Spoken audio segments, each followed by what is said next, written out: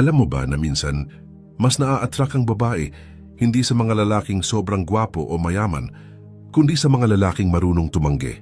Oh bro, yung tipong hindi laging sa lahat ng bagay.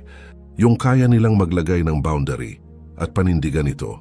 Maraming lalaki ang iniisip na para makuha ang puso ng babae, kailangan laging mag-compromise, laging magbigay o laging sumang-ayon.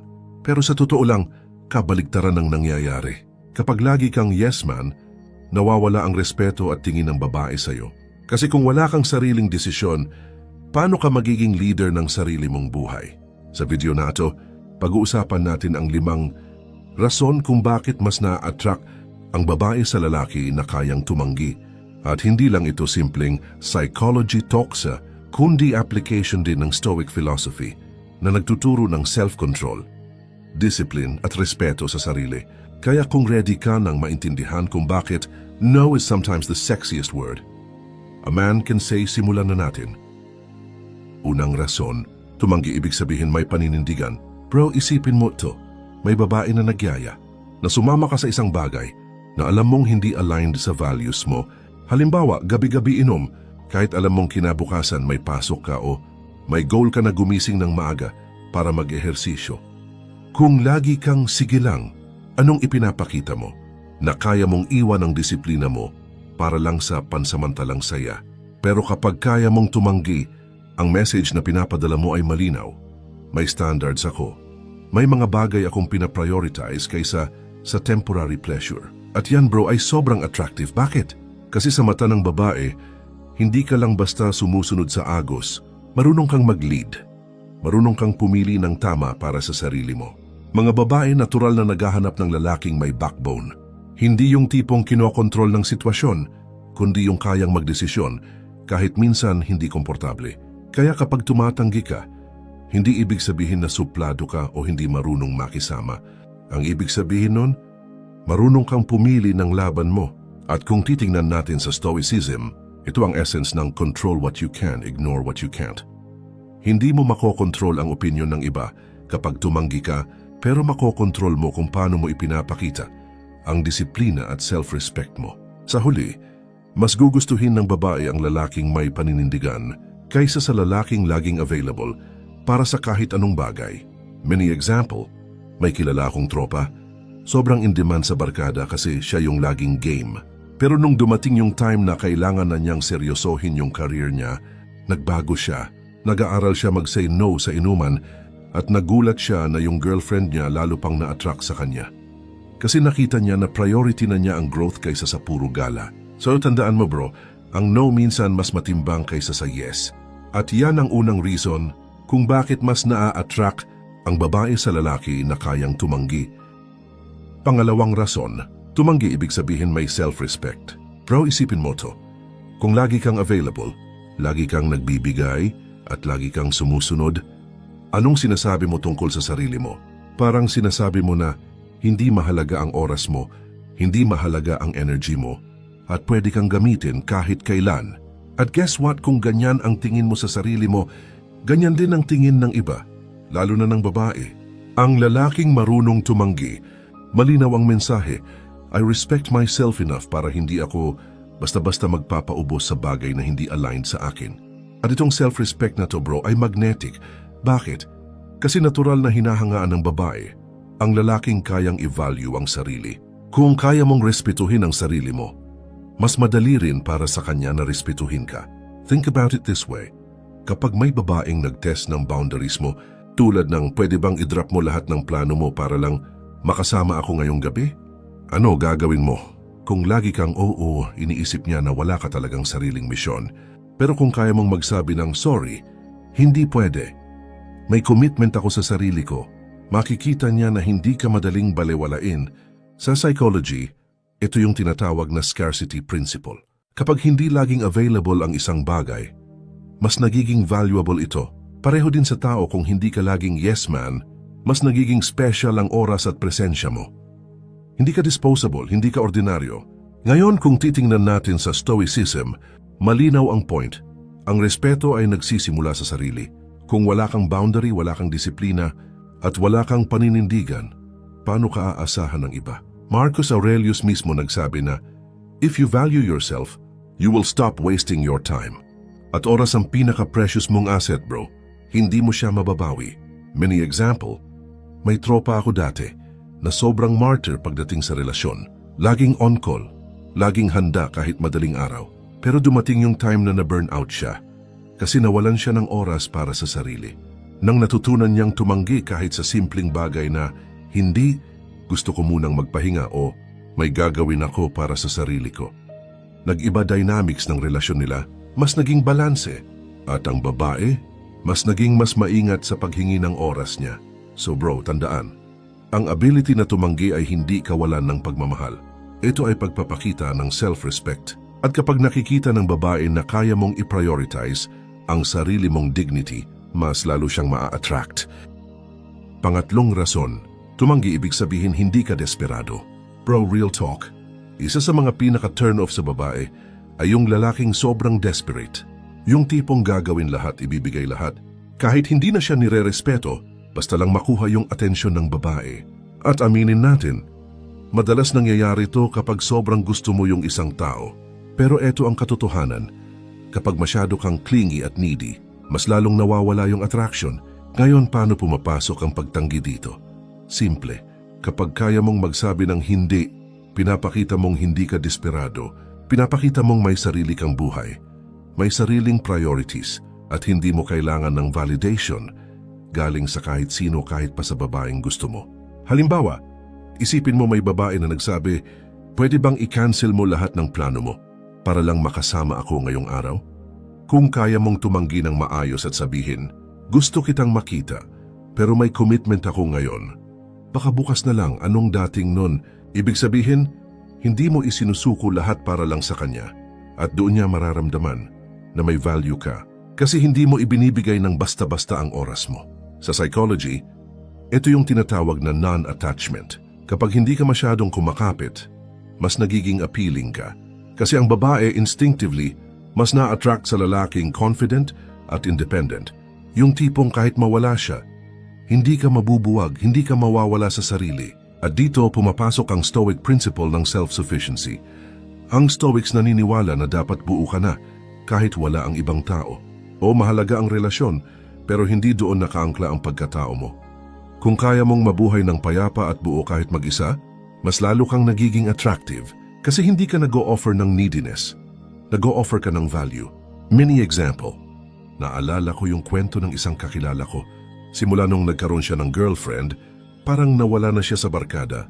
Pati hobbies niya hindi na niya ginagawa. Naging sobrang dependent siya.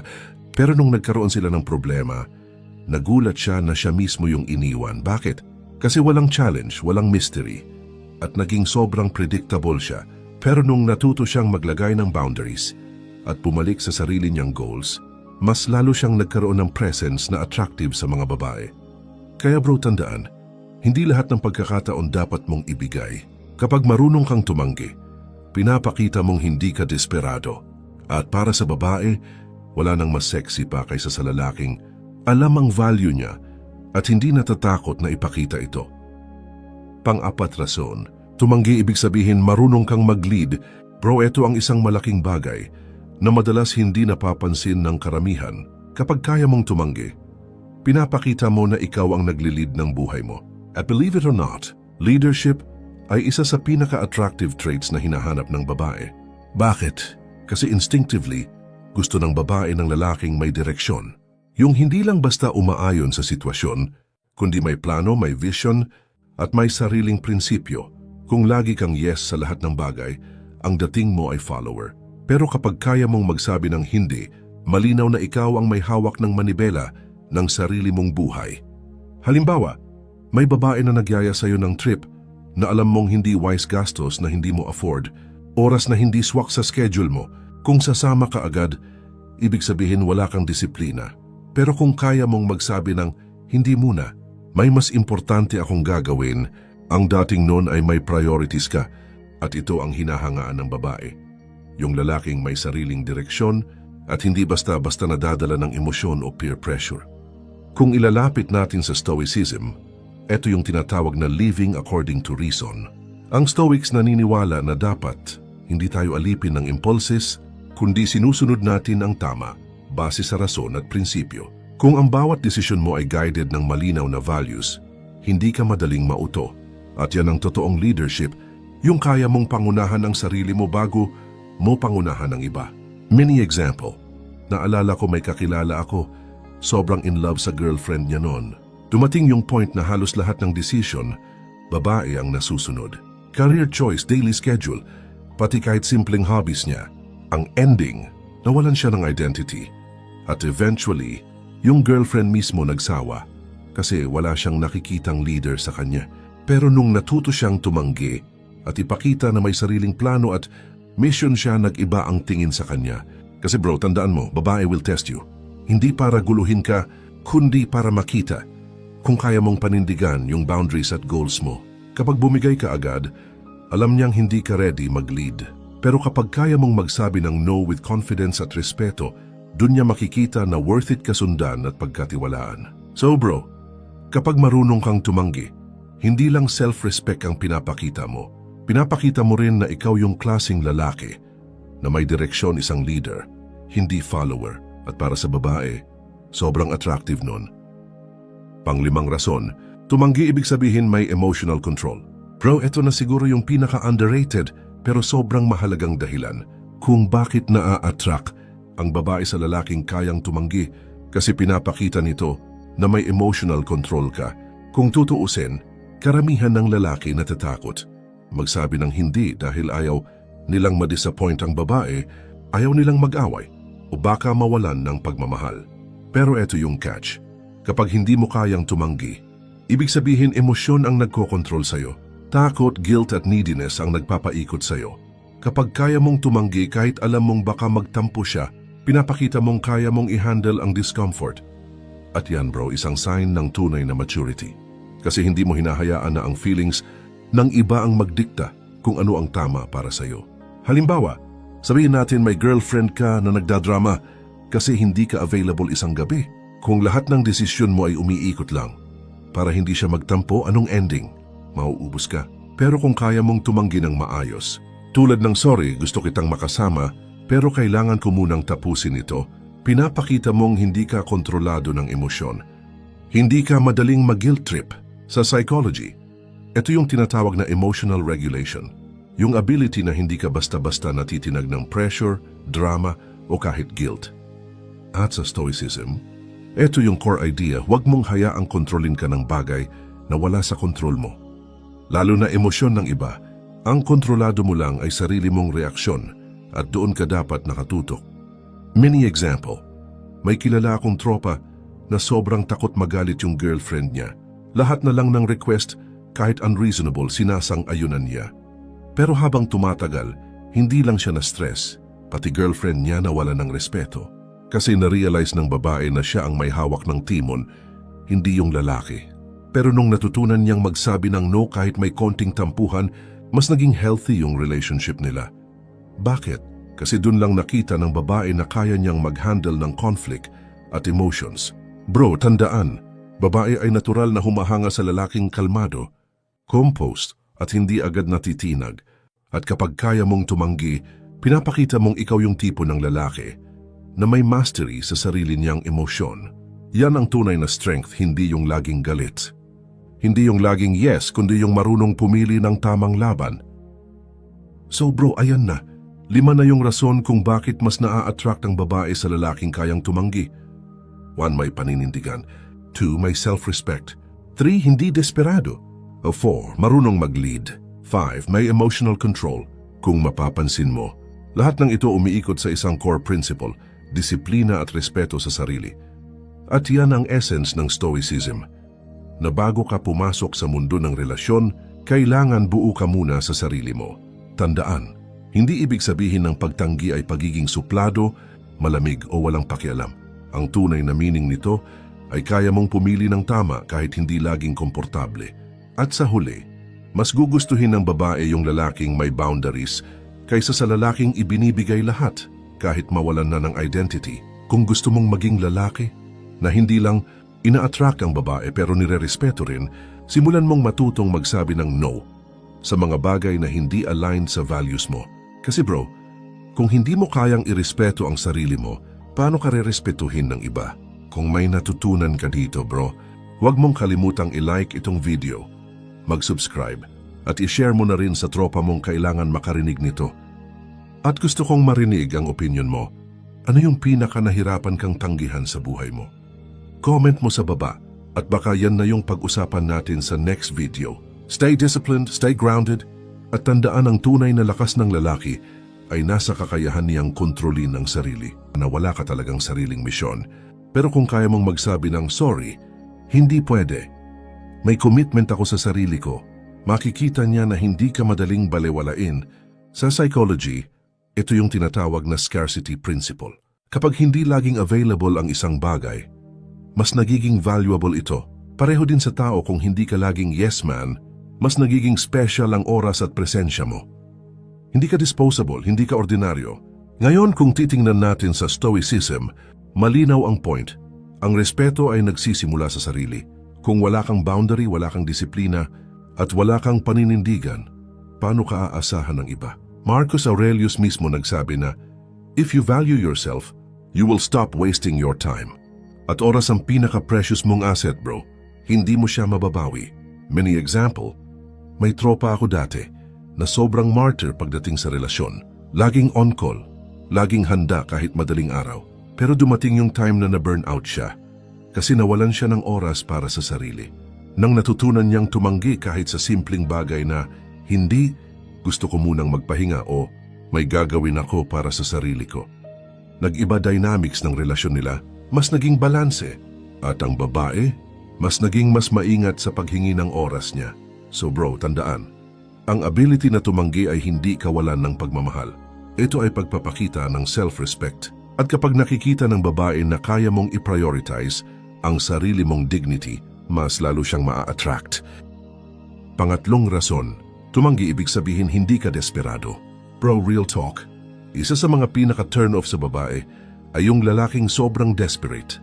Yung tipong gagawin lahat, ibibigay lahat. Kahit hindi na siya nire-respeto, basta lang makuha yung atensyon ng babae. At aminin natin, madalas nangyayari to kapag sobrang gusto mo yung isang tao. Pero eto ang katotohanan, kapag masyado kang clingy at needy, mas lalong nawawala yung attraction. Ngayon, paano pumapasok ang pagtanggi dito? Simple, kapag kaya mong magsabi ng hindi, pinapakita mong hindi ka desperado, pinapakita mong may sarili kang buhay, may sariling priorities, at hindi mo kailangan ng validation galing sa kahit sino kahit pa sa babaeng gusto mo. Halimbawa, isipin mo may babae na nagsabi, pwede bang i-cancel mo lahat ng plano mo para lang makasama ako ngayong araw? Kung kaya mong tumanggi ng maayos at sabihin, gusto kitang makita, pero may commitment ako ngayon, baka bukas na lang anong dating nun. Ibig sabihin, hindi mo isinusuko lahat para lang sa kanya at doon niya mararamdaman na may value ka kasi hindi mo ibinibigay ng basta-basta ang oras mo. Sa psychology, ito yung tinatawag na non-attachment. Kapag hindi ka masyadong kumakapit, mas nagiging appealing ka kasi ang babae instinctively mas na-attract sa lalaking confident at independent.